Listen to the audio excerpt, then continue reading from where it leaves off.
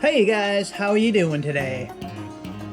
We have a project, so I thought I would turn the camera on. So this is my 85-gallon hexagon tank that I have Molly swordtail type deals in it. There's one alpha male that has a swordtail, and otherwise they're mostly Mollies, but they are reproducing.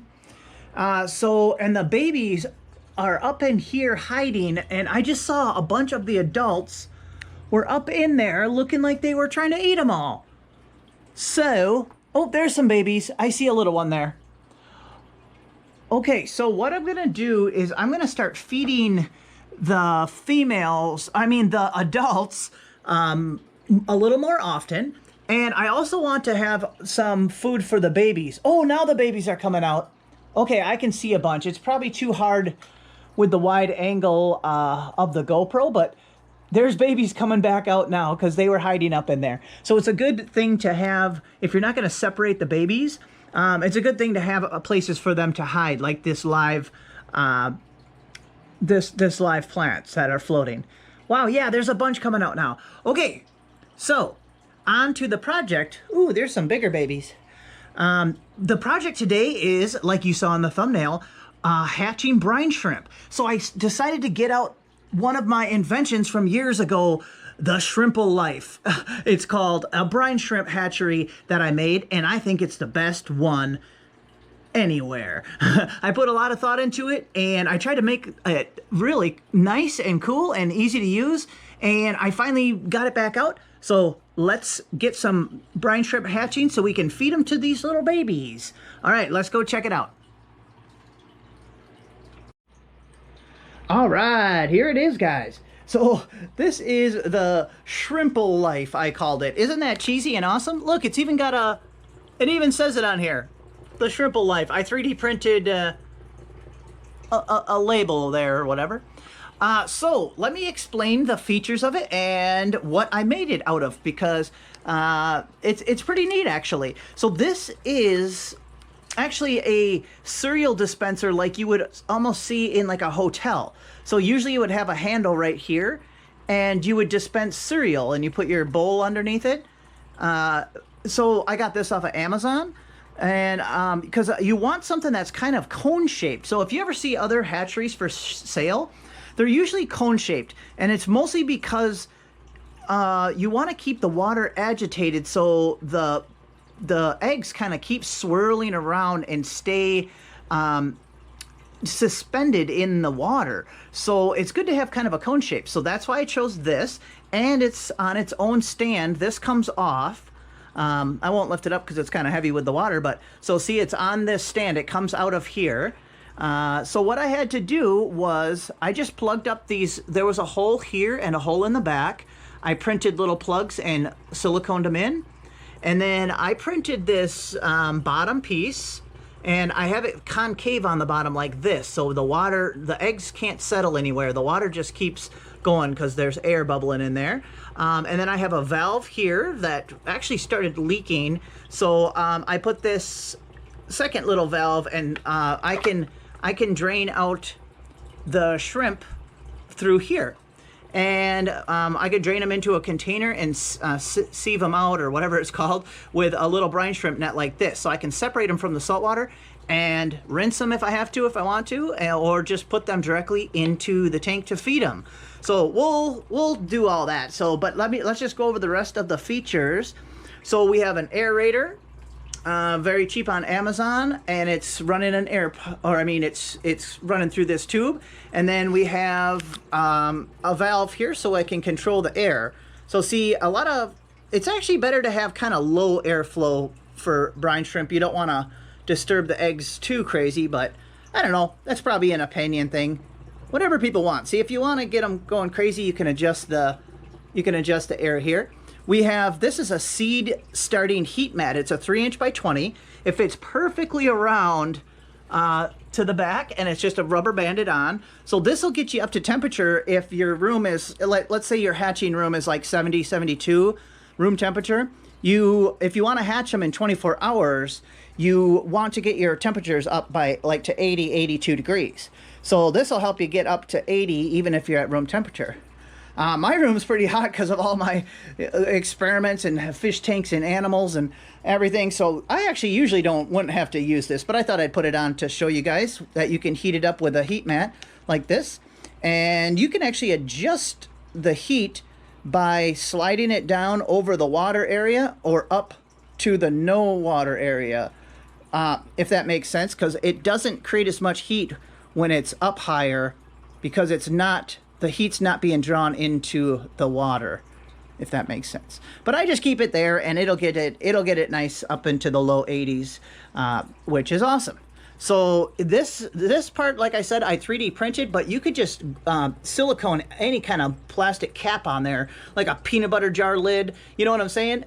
This is very low pressure water in here, so anything you silicone on will be fine. And you could just have your tube coming right out of that with a little valve on it, and you're good to go.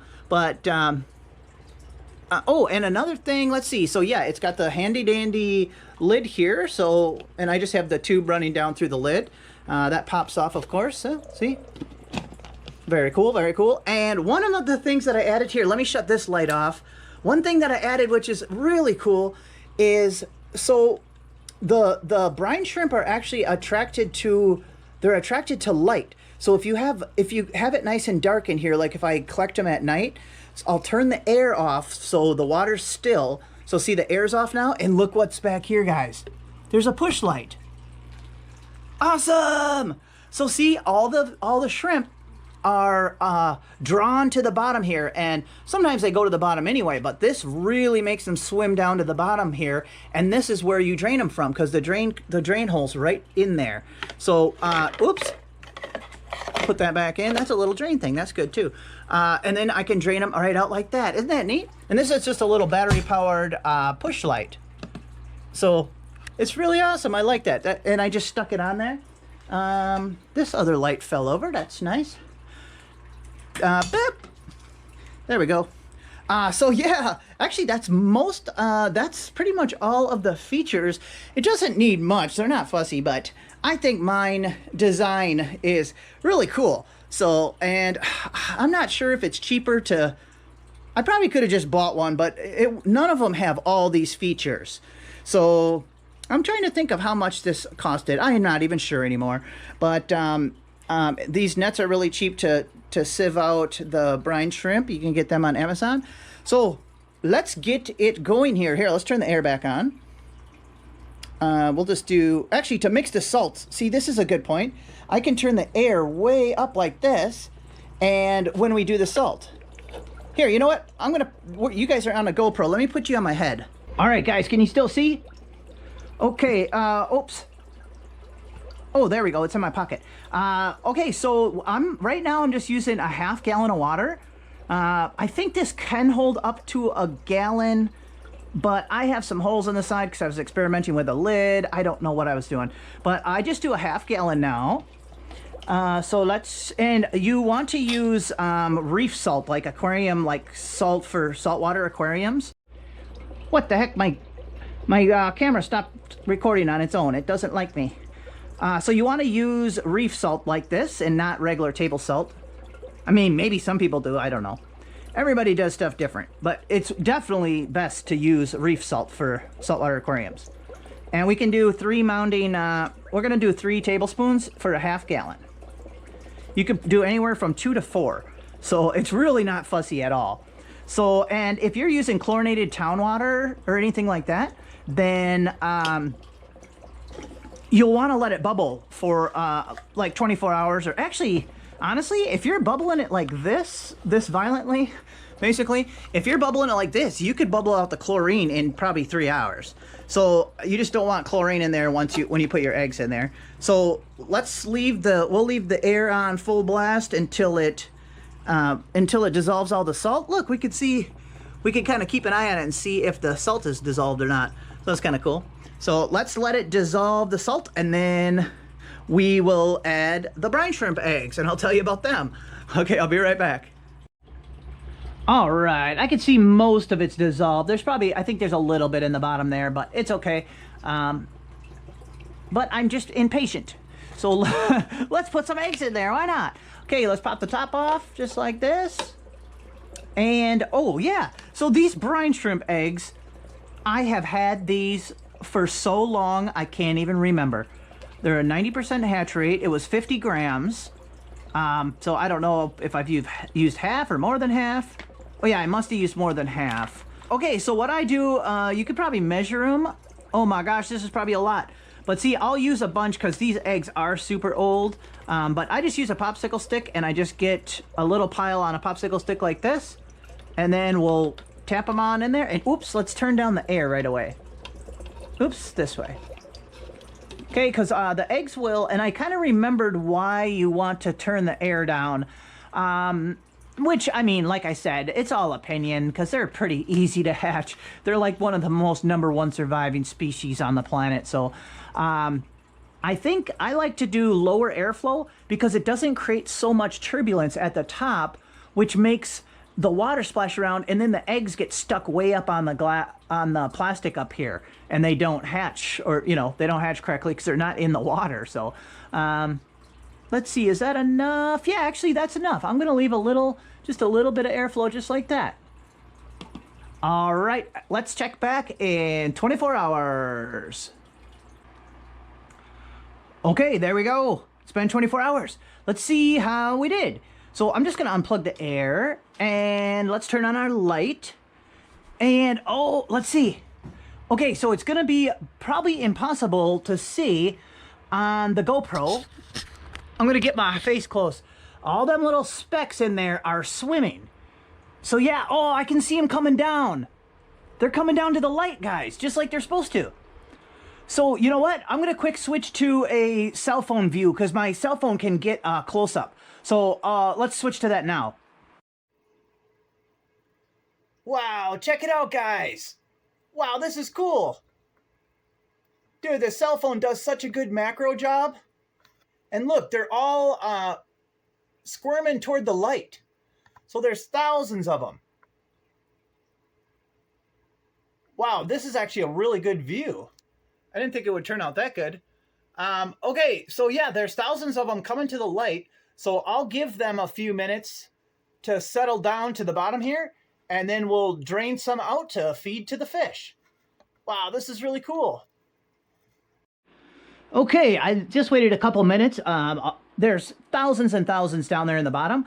And I just remembered when I first made this, I actually had a hood, a black hood that would go over this right down to here.